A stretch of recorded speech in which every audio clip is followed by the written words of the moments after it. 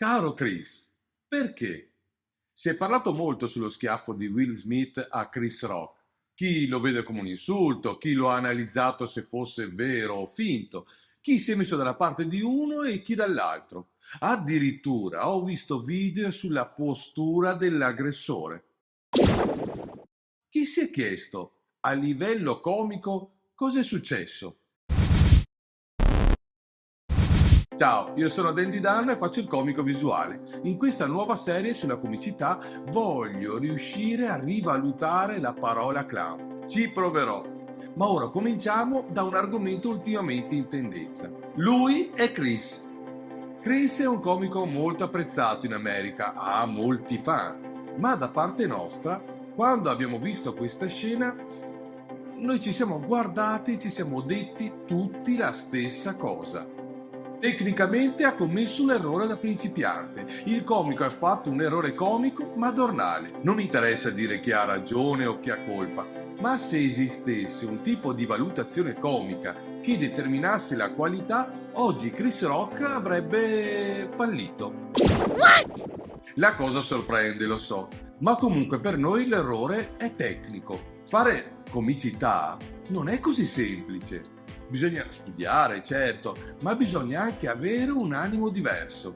Il comico è un essere sensibile, altrimenti non farebbe il comico. Perché? Semplice, il comico tocca una parte intima della persona quando lo ascolti. Tocca l'immaginazione delle persone, tocca il senso dell'umor, tocca quelle corde empatiche che sono molto personali. Se non fa questo, non è un comico, è solo un esecutore. Lo sbaglio è tecnico. Te lo spiego. Un comico sa bene che quando fa body shaming ha perso in partenza. Body shaming è quando tu prendi in giro un altro per il suo aspetto fisico, per il suo corpo. Si dice anche bullizzare in alcuni casi, ma non è completamente corretto. Ma caro Chris, ma quando hai scelto questa professione, sai che hai delle responsabilità, sapevi bene quali sono i limiti da non superare. Non perché ti pongono dei limiti, ma se ti ascoltano dei bambini di 5 anni e riflettono sulla tua battuta, capirai che per loro non sei di esempio.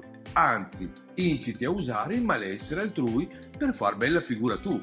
Sei un esempio per molti di loro. Tecnicamente farai anche ridere, creando disagio però, perché è facile sparare sulla Croce Rossa e puntare il dito attraverso la telecamera. Il vero comico non è così. Sì, lo so, avrai successo, ma domani la gente ti ricorderà probabilmente solo perché hai offeso una donna e suo marito ti ha schiaffeggiato. È questo che vuoi? A livello tecnico, il comico deve ridere senza usare gli altri. Se io ti prendo in giro, magari come questa volta in maniera molto personale, e sono divertente per tutte le persone che mi ascoltano, loro rideranno e saranno magari anche molto divertite. Ma pensa, tu saresti divertito come loro? Io penso di no. Cioè, in pratica, su 100 persone, 99 sarebbero divertite, ma una no. Tu no. C'è qualcosa che non va? Non guardarmi così. Io penso di sì. Il vero comico non ha bisogno di questo per far ridere, ha molte altre possibilità. Sì, certo. Tu mi direi effettivamente che sei agli Oscar. Sì, sarai incredibile, lo sarai pure, ma stavolta hai fatto un errore da principiante. Oppure sei un esecutore. Dunque sei assolto da tutte le colpe. Cioè che ti hanno scritto un testo e tu lo reciti. Allora non sei un comico, sei un grande attore. Ok. Dimmi veramente cosa ne pensi. Sto aspettando, Chris. Il vero comico è un clown dentro di sé, non ha bisogno di rovinare, di traumatizzare il mondo che lo circonda, non ha bisogno di offendere qualcun'altra per far ridere, non ha bisogno di far divertire una percentuale alta di persone.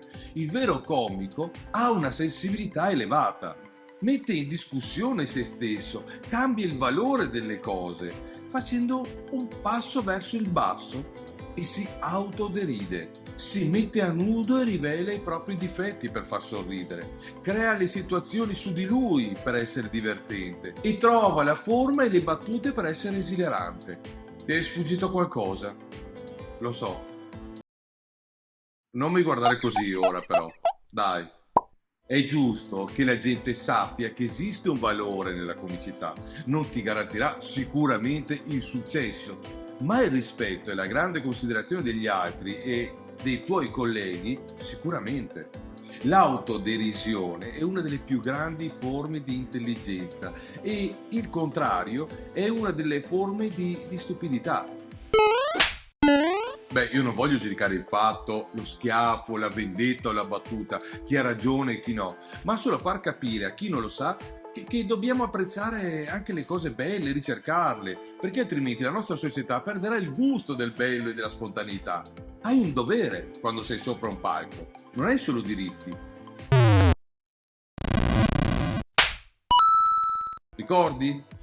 Hanno già fatto molto oggi. Una delle cose peggiori. Hanno rovinato l'idea che oggi si ha del clown. Perché ci piace sporcare le cose pure per creare i traumi. Perché di Chris Rock ce ne sono stati e ce ne saranno a bizzeffe. Sei unico? Sì, tutti lo siamo. Ma di gente che vorrà rovinare le cose belle per farsi spazio, ce ne saranno sempre. Saranno come quei piedi che, vedendo un fiore appena sbocciato, sono pronti a schiacciarlo. Tutti vogliamo essere sensibili e puri, divertirci e ridere con l'animo di un bambino ridendo spontaneamente, come fa un clown quando è da solo e si diverte a prendersi in giro. Oggi dobbiamo ricordarci di come vedevamo il mondo quando eravamo piccoli e allora tutto ci tornerebbe molto facile e avventuroso, ridendo di cose belle e cercando di vivere intensamente. Dobbiamo capire che per fare successo non dobbiamo mettere qualcun altro in cattiva luce, ma anzi creiamo luce e sentiamoci creatori in quel momento, usando se stessi per far ridere gli altri. Come il clown quando incontra un fiore appena sbocciato. Ora vai, tocca a te.